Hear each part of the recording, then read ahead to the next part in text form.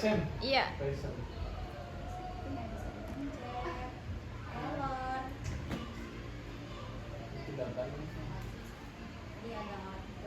Ada nanti punya dia punya aku ya. Belum selesai Bisa bikin orang Ini baru misi-misi doang ini. langsung aja ke sini. Nggak boleh. Mana dia dulu bukan? Ntar gua panggil saksi-saksi gua. Oke, udah. Assalamualaikum warahmatullahi wabarakatuh. Wah, udah kan udah direkam? Jawab. Waalaikumsalam warahmatullahi wabarakatuh. Oke, selamat pagi kepada ibu dosen dan ibu dosen penguji ya. Selamat pagi untuk dosen penguji dan ibu guru penguji. Perkenalkan, nama saya Aulia Safitri dari Sebutin namanya, yang sopan. Harus disebutin nama belakang. Iya, nanti perkenalkan dulu. Iya, tadi seharusnya langsung. Sabar, nggak apa-apa, ini improvisasi aja ya. Maksudnya disebutin dulu, langsung yang terhormat. Abis salam yang terhormat. Nah, itu perkenalkan nama saya. Assalamualaikum warahmatullahi wabarakatuh. Waalaikumsalam warahmatullahi wabarakatuh. Kepada yang terhormat Ibu Gusti Yarni MPD Selaku nggak ada. Sebutin nggak apa-apa.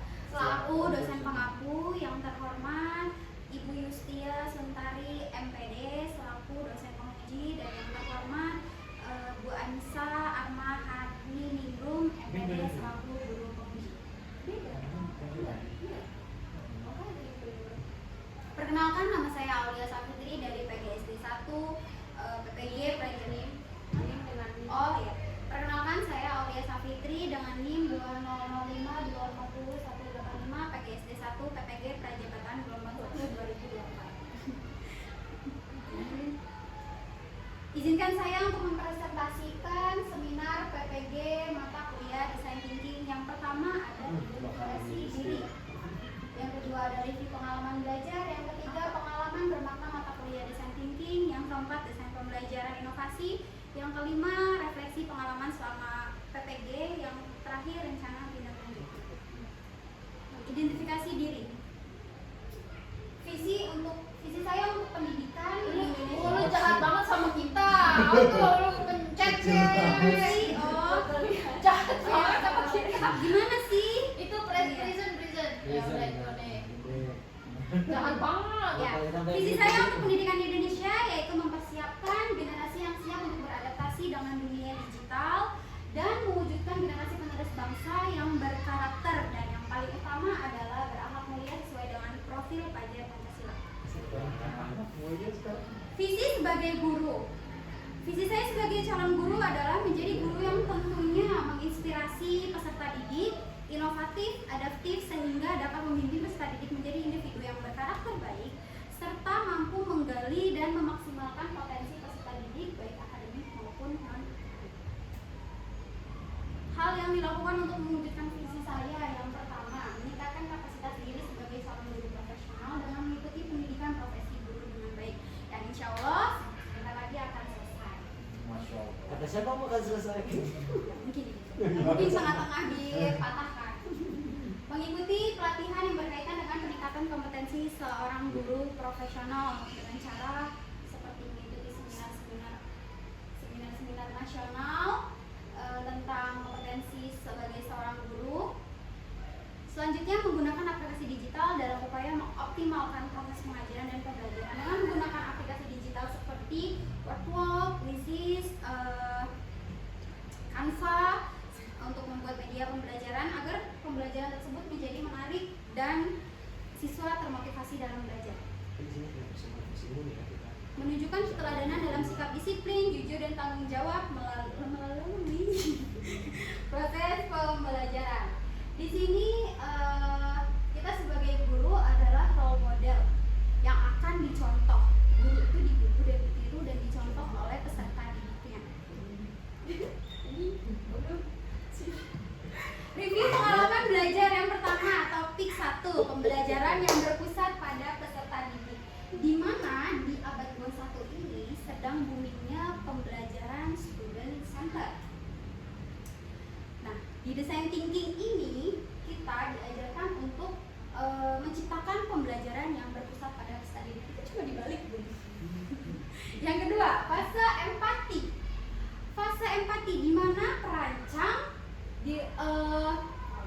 ya? Peduli ya? Gimana dulu aja? Ya, enggak, kalau ini kan desain tinggi, rancang. Rancang, betul. Berangkat dari peduli. Topik 2 fase empati. Ibu. Pada topik 2 ini mahasiswa dibentuk menjadi berkelompok sesuai kelompok PPL-nya dan merancang dengan cara-cara yang empatis ya, cara-cara empatis seperti dengan cara mendengarkan bertanya dan mendengarkan pengguna gimana sih? Bisa benar pengguna Iya. sebut sarana pengguna Bertanya, permasalahan user bertanya dan mendengarkan serta salah. Bertanya, bukan bertanya sih. Iya, ada wawancara di situ. Lebih ke apa ya? Mendengarkan apa yang dibutuhkan oleh pengguna. Nah, Ya. Lalu di sini juga kita apa sih? Sudah. Aduh, lupa. nih berdasarkan perasaan pentas peduli tadi, Kebutuhan. kebutuhan mendengarkan kebutuhan daripada pengguna. Iya, mendengarkan. Nah, Pokoknya kayak mendengarkan curhatan pengguna Iya. tentang apa Kesulitan. yang kesulitan dan apa yang dibutuhkan. good. Di topik 3 fase define. Fase define ini perumusan tujuan. Gimana? Perumusan tujuan. Define itu perumusan tujuan. Oh, iya. Merumuskan tujuan kalau define itu. Bener-bener. Fase define itu perumusan tujuan. Dimana setelah kita mendengarkan kebutuhan si pengguna atau user, kita dapat merumuskan tujuan daripada masalah yang akan kita cari solusinya. Yang keempat fase ideat ya.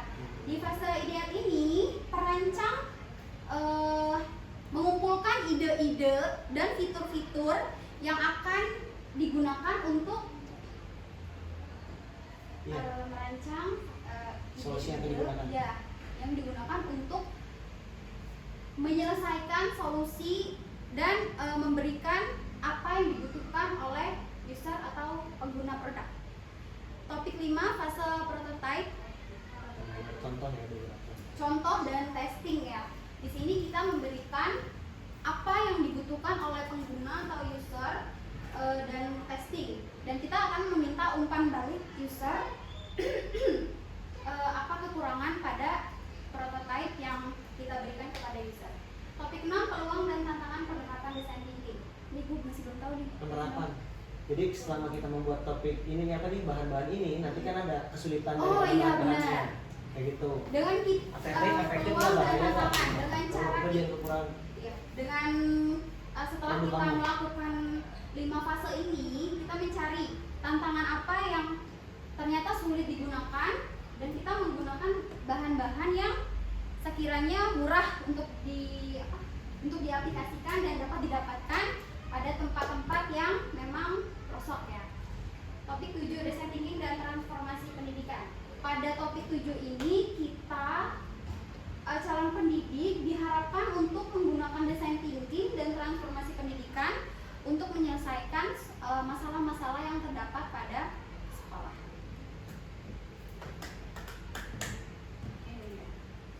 Pengalaman bermakna dalam mata kuliah desain thinking. Pengalaman yang bermakna bagi saya adalah yang pertama pada saat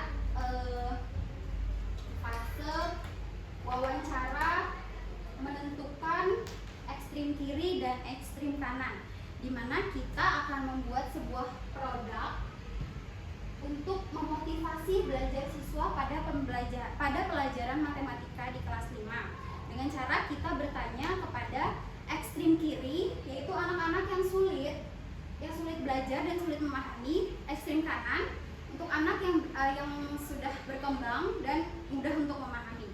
Yang kedua ada setelah kita melakukan wawancara kepada siswa, guru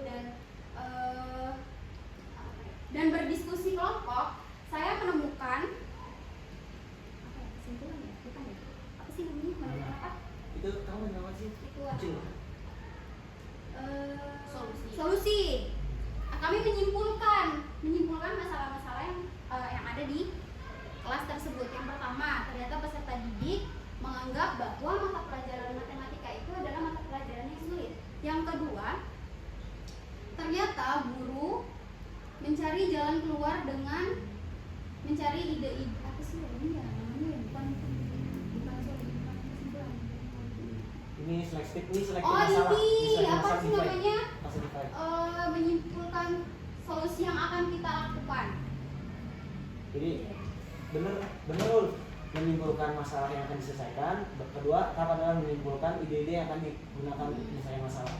Iya benar. Nah, itu. Analisis keterkaitan. Umumnya pada mata pelajaran matematika dianggap sulit bagi sebagian peserta didik. Untuk itu guru jalan keluar. Nah, kan saya sih Jalan keluar dari permasalahan yang ada di siswa. Yang pertama, ternyata guru mencari jalan keluar dengan mencari ide-ide kreatif agar menarik minat dan target lagi. Nah, yang paling berkesan lagi bagi saya adalah proses pembuatan media pembelajaran. Pada saat itu karena kita di sini ada foto prototype dan foto perancang media pembelajaran Kapelka. Oh iya, belum ya ini ya. Kalau misalnya mau masukin pembuatan media. Berikut penerapan Kapelka bisa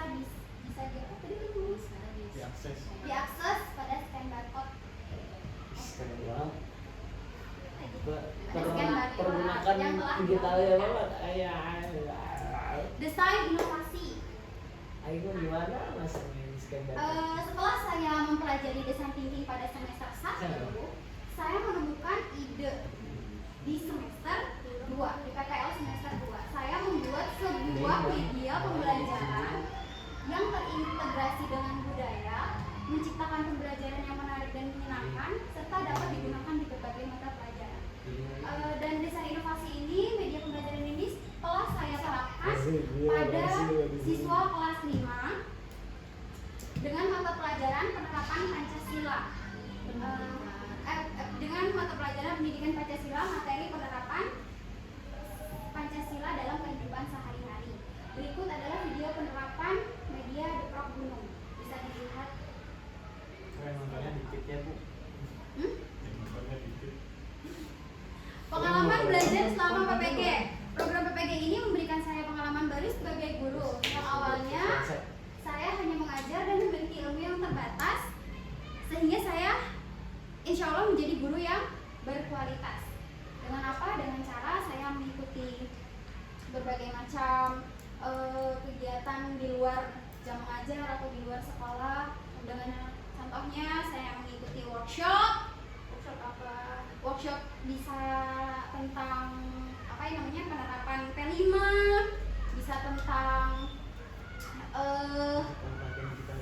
kompetensi sebagai guru, pengembangan kompetensi. Yang kedua, pengalaman pada mata kuliah. Bagi saya semua mata kuliah pada saat saya mengikuti PPG sangat penting. Dan yang paling penting adalah design thinking, di mana saya bisa membuat desain-desain media pembelajaran yang menarik dan memotivasi peserta didik. This is semua sih. Rencana tindak lanjut yang pertama, pengembangan kompetensi yang berkelanjutan. Seperti yang tadi saya sudah katakan, saya akan mengikuti workshop pendidikan yang berkaitan dengan kompetensi guru, pembelajaran yang menarik bagi siswa, dan membaca literatur pendidikan seperti jurnal, artikel pendidikan. Yang kedua, membangun jaringan sosial. Dengan membangun jaringan sosial, bergabung dengan komunitas guru online ataupun offline, serta menghadiri seminar online ataupun offline, atau dengan mengumpulkan sertifikat seminar. Yang ketiga, penerapan praktik relatif. Membuat jurnal refleksi harian, mingguan untuk mencatat pengalaman mengajar dan masalah pada saat dilaksanakan pembelajaran. Diskusi reflektif secara rutin dengan teman sejawat ya. Sebagai seorang guru, kita perlu membuat jurnal refleksi harian dan mingguan, karena setiap hari pasti peserta didik kita akan membuat hal-hal yang baru ya. Seperti itu. Bicara kita ini Iya, audiens. hal-hal yang baru, sehingga kita harus memiliki catatan untuk nantinya dijadikan evaluasi evaluasi dan pembelajaran di akhir semester sebagai laporan juga kepada orang tua wali murid. Yang keempat, pengembangan bahan ajar dan metode pembelajaran. Seperti yang sebelumnya saya jelaskan dengan saya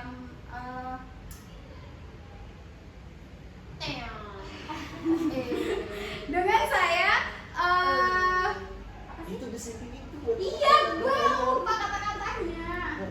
Dengan saya setelah saya mempelajari mata kuliah desain tinggi, saya jadi Benar, saya jadi terarah dalam mengembangkan ya, bahan. saya jadi terarah dalam mengembangkan bahan ajar dan pemilihan metode pembelajaran. Ya. Lu mana? Yang kelima, evaluasi dan perbaikan diri secara berkala. Pada evaluasi dan perbaikan diri secara berkala, saya meminta umpan balik kepada siswa dalam hal pada saat saya melakukan proses pembelajaran serta umpan balik dari orang tua. Sekian presentasi dari saya, kurang lebihnya mohon maaf. Saya kembalikan kepada Ibu dosen Bu Yustia dan Ibu guru penguji Bu Anissa. Baik, terima kasih. Silakan dikomen. Silakan. Dikomen. Balik. Bu Asma Irma, Balik Orang edit ya. Ih, balik dulu, ntar aja meetingnya kelamaan. Enggak. Kayaknya kalau Ya, katanya jadi. Wow, bahan presentasinya sudah komprehensif ya, menyeluruh dari awal sampai akhir sudah gede benar ini. sistematis. Ah, Cuman gimana mau komen? kayaknya kurang jam terbangnya ini buat latihan aja. Visi untuk coba bahasannya ya. visi. Good. Si. Visi. Ini tulisannya kekecilan, Bu. Iya, orang tua dosennya itu gak Oke. Jadiin. Kalau gua sih kelihatan. Iya, dosen uji ya lihat. Kasihan. Ya, oke. Apalagi? Ini digital. Iya, benar. Menurut gue karakter dulu sih bener. Apa? Iya. Yang mana? Karakter itu harus pertama. Digital yang terakhir. Pemahaman yang karakter. Global bisa diwakili dengan digital, cuman digital tuh lebih to the point. Global kan bisa agak luas. Dengan dunia digital. Adaptasi dan Itu global berkarakternya terlalu Heeh. karena nanti Indonesia merupakan ditanyain mempersiapkan mana dulu generasi. sih karakter dulu atau Apa mampu dunia digital dulu menurut anda? Yang paling utama adalah berhak kuliah dulu. Makanya itu kan ditaruh di akhir. Utama. Kan ini kan tapi ada yang paling utama. Penjelasannya. Ini loh ada yang paling utama. Ini loh paling Ini utama jadi- loh. Jadi ini ada Jadi kan di penyampaiannya. dunia pada zaman sekarang itu kan Ya, ucapan ini KHD senior ya yang kan. menyampaikan pendapat. Tapi yang kayak- paling utamanya itu berapa? Yang paling utamanya itu berakhlak mulia serta yang pastinya itu karakter. Kalau udah berakhlak mulia sesuai Tapi dengan kayak karakter. apa ya? Hiperbola berlebihan maksudnya kalimatnya udah diulang, udah ada karakter, lu ulang lagi. Sebenarnya karakter itu Nggak lebih ke apa-apa sel. sih. Karakter itu nggak apa-apa. Kalau yang lain lalu karimah itu. Cek berapa dia? Oh, iya. Oh iya. Kali nih asisten. Kurang